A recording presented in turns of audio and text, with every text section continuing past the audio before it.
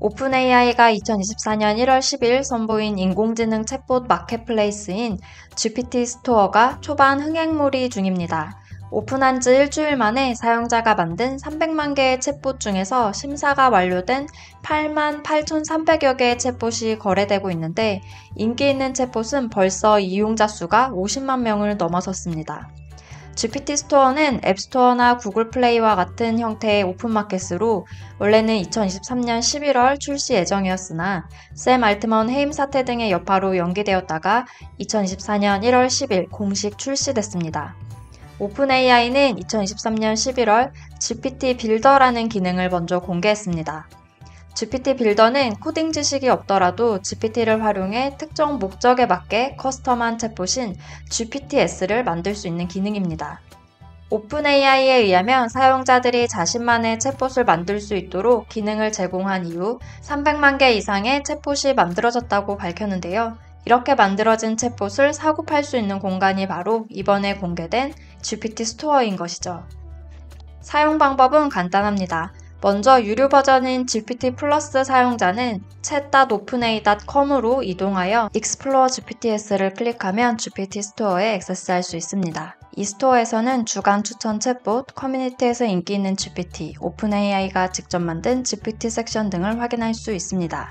탐색 모음에서 GPT의 이름이나 기능을 검색하거나 글쓰기, 생산성, 연구 및 분석, 프로그래밍, 교육, 라이프 스타일과 같은 주제를 탐색할 수 있습니다. GPT 제작자는 챗봇에 대한 사용자 참여도에 따라 수익을 얻게 되지만 실제로 어떻게 운영될지는 아직 구체적으로 공개되지 않았습니다. 오픈AI는 2024년 1분기에 GPT 제작자들과 수익 공유 프로그램을 시작할 것이라고 발표했습니다. 현재 GPT 스토어에는 오픈AI의 승인을 받은 8만 개가 넘는 챗봇이 공개되어 있습니다. 눈에 띄는 챗봇 몇 가지를 간단하게 살펴보겠습니다. 컨센서스는 2억 개의 학술 논문을 검색해 해당 출처와 함께 답변을 해주는 챗봇입니다. 답변 옆에 해당 논문의 원본을 볼 수 있도록 링크가 걸려 있어서 출처를 찾기 편리합니다. 데이터 분석가는 데이터 파일을 올리면 해당 데이터를 분석하여 시각화까지 해주는 챗봇입니다. 업로드한 파일에서 지표를 분석해 어떻게 시각화할 수 있는지를 제시해줍니다. 그리고 구체적인 요구사항을 입력하면 데이터를 알아서 정리해 시각화까지 해줍니다. 코드 튜터는 코딩하는 방법을 알려주는 챗봇으로 직접 코드를 작성해주지는 않지만 코드를 잘 짤 수 있도록 도와주는 챗봇이라고 설명하고 있습니다. 스크린샷 투 코드 GPT는 웹사이트에 스크린샷을 업로드하며 코드를 짜주는 챗봇입니다. 캡처한 이미지만 올리면 코드를 눈앞에서 바로 생성해주는데 신기하기도 하고 코딩을 몰라도 쉽고 편하게 코드를 짤 수 있겠다라는 생각이 드는 챗봇이었습니다. 이 외에도 PPT를 만들어주는 슬라이드 메이커, 정해진 주제와 단어 수에 맞춰 글을 작성해주는 라이트 포미, 읽을만한 책을 추천해주는 북 등이 있습니다. 한컴, 폴라리스 오피스 등 국내 기업들도 GPT 스토어에 입점 준비 중이라는 소식이 들려오고 있는데요. 이 영향으로 AI 관련 국내외 기업들의 주식들이 오르는 현상도 보이고 있습니다.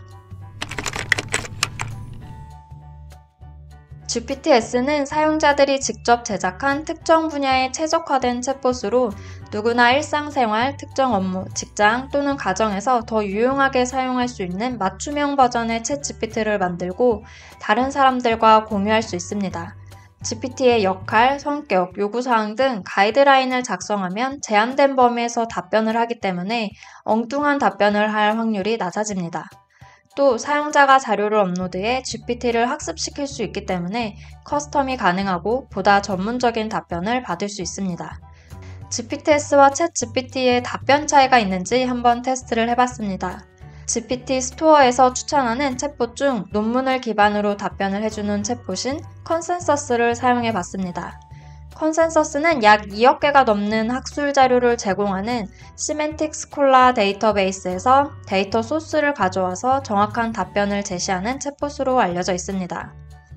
먼저 컨센서스에서 예시로 보여주는 질문 중 하나를 선택해 질문을 해봤는데요. 집단 간 접촉이 편견을 줄일 수 있냐는 질문에 대해서 관련 연구 논문을 제시하며 답변을 해주고 있습니다. 논문은 링크가 걸려 있어서 자세히 보고 싶을 경우 클릭해서 원문을 볼 수 있습니다. 다음으로 GPT-4를 사용해 동일한 질문을 해봤습니다. 컨센서스 챗봇을 사용했을 때와 달리 집단 간 접촉이 편견을 줄일 수 있는 주요 조건에 대해 6가지로 나열하는 답변을 해줍니다. 전형적인 GPT 답변 스타일이었습니다. 컨센서스를 사용할 경우 다양한 연구 자료를 기반으로 답변을 해주기 때문에 GPT-4를 사용했을 때보다 전문적인 답변을 해준다는 느낌이 들었습니다. 그리고 사용하는 입장에서도 여러 논문 자료를 읽고 객관적으로 판단을 해볼 수 있다는 점이 장점입니다.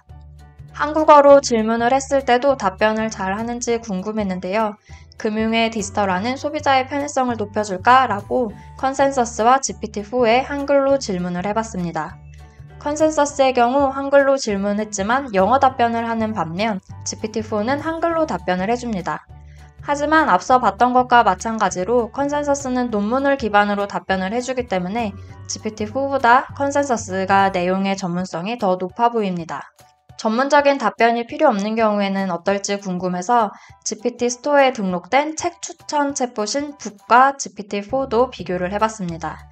책 추천의 경우 북보다는 오히려 GPT-4가 다양한 종류의 책을 추천해줘서 골라볼 수 있다는 점에서 더 좋았습니다. 앞서 본 컨센서스와 달리 북의 경우 한글로 질문했을 때 한글로 답변을 해주고 있습니다. 정리해보면 특정 분야에 대한 전문적이고 객관적인 정보가 필요할 경우 GPT 스토어에 맞춤형 챗봇을 사용하면 유용할 것 같습니다. 현재는 월 $20의 챗GPT 플러스를 구독할 경우 누구나 GPT 스토어에 챗봇을 등록할 수 있고 또 원하는 챗봇을 사용할 수 있습니다. 출시한 지 얼마 되지 않았기 때문에 한국어를 사용할 경우 오류가 발생하거나 번역기를 사용해야 하는 등의 불편함이 아직은 있고 리뷰나 평점 같은 기능이 없어서 비슷한 챗봇이 여러 개일 경우 어느 것이 더 나은지 선택에 어려움이 있습니다. 하지만 코딩을 할 줄 몰라도 차별화된 아이디어만 있다면 누구든지 AI를 활용해 챗봇을 만들 수 있고 전 세계 사용자에게 판매할 수 있다는 장점은 매력적으로 보여집니다. 아직은 정확한 수익 배분 방식에 대해 발표가 나지 않았지만 24년 1분기 내로 곧 수익 창출도 가능할 것으로 보입니다. GPT 스토어의 향후 발전 방향에 대해서는 좀 더 지켜볼 필요가 있지만 참여하는 이들이 증가함에 따라 새로운 챗봇이 등장할 것으로 기대됩니다. GPT 스토어가 AI 시장에 어떤 영향을 미치고 우리 일상에 어떤 변화를 가져올지 주목해보면 좋을 것 같습니다.